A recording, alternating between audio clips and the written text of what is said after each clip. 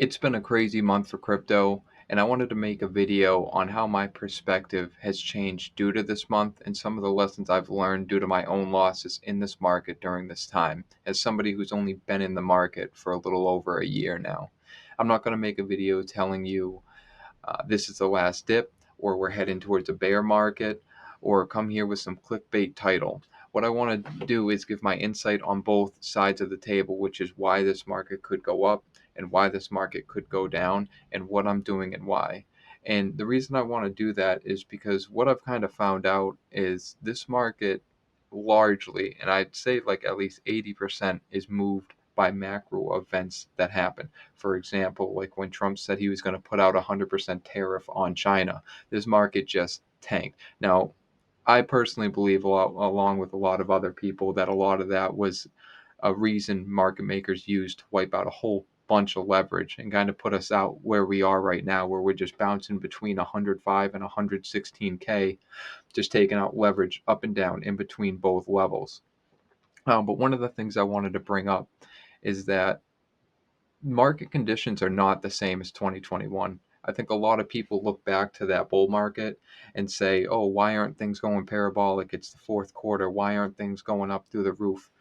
Right now, we don't have 0% interest rates. Right now, the Fed isn't printing trillions of dollars. Right now, people aren't getting, $600 a week and getting $10,000 PPP loans to go out with no oversight on what they spend it on and just pumping money into every market, every which way, and sending, every low cap coin through the roof. I think we have to look at things a little bit different because we're in a different market environment. And I think that is what's led a lot of people, and myself included, to being very disappointed with this market. That, along with the clear manipulation that's happening. I'm not saying it's all manipulation.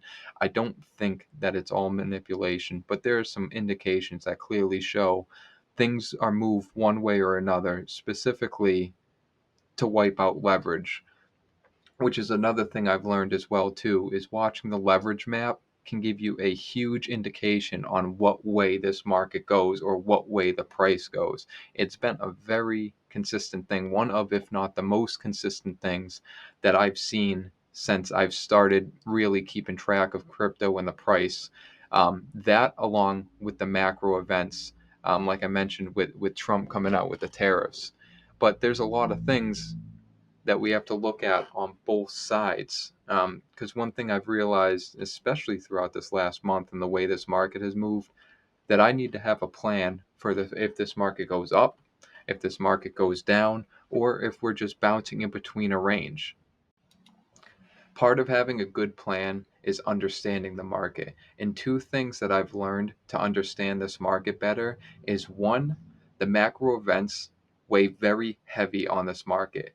And if the macro events are good or bad, it's really going to determine what way it moves. And the other thing I've learned is that the market prices things in for the future, not what's happening right now.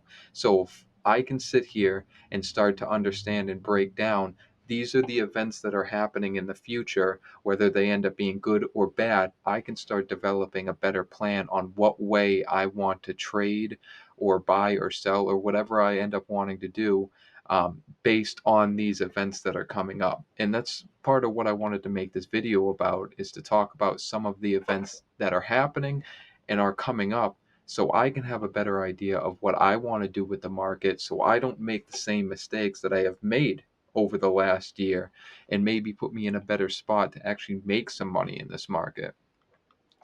And some of the things that I want to talk about here, for the downside at least, is at this last Fed meeting, the Fed was a little hawkish about the December rate cut. They were specifically asked if about the rate cut already being priced in, and he essentially said that I would not count on that.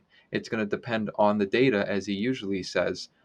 But along with that, the government's shut down. So he's kind of implying that if the government continues to stay shut down and they don't continue to receive data, then they might not be able to make a move for a rate cut because they don't want to make a decision without all the proper data that they have. So that also contributed, along with Trump's to continue the market slide down even more as it has done recently. But that's a huge factor to think of, because even if things start looking a little better, if we get to December and we don't get a rate cut, that the market's not going to go up. It's not at all. And that depends, like I said, a lot on the government shutdown. Now, I personally believe, due to the elections happening, I think they're ending tomorrow, that the government's going to open up by the end of this week. I could be completely wrong on that. Do not take my word on it. That's just my opinion on the matter. And another thing to think about too is, if you believe in the 4-year cycle that Bitcoin's going to continue to follow that as it has, well, Bitcoin topped on October 6th at 126K and some change. According to the 4-year cycle, that falls dead on that day. And if you believe in that, then you also kind of follow along with the path that Bitcoin has topped and we could be heading into a bear market. Now, as I've said before, I've only been in this market for a year, but what I believe and what I've learned over this last year is that Bitcoin will follow what the monetary policy is, I guess I should say. What I'm kind of getting at here is that if monetary policy eases up like it's supposed to, the Fed came out and said quantitative tightening is ending December 1st. That does not mean quantitative easing is happening, but I do believe it will happen very shortly after. So if we get quantitative easing, into the beginning of next year, we get more rate cuts when the government opens back up and more data's come out, then I don't believe that just because the 4-year cycle has fallen into line like it has before, that Bitcoin's just going to say, oh, well, we're in a bear market. The 4-year cycle already ended, so we can't go up due to this monetary policy. I don't believe that at all.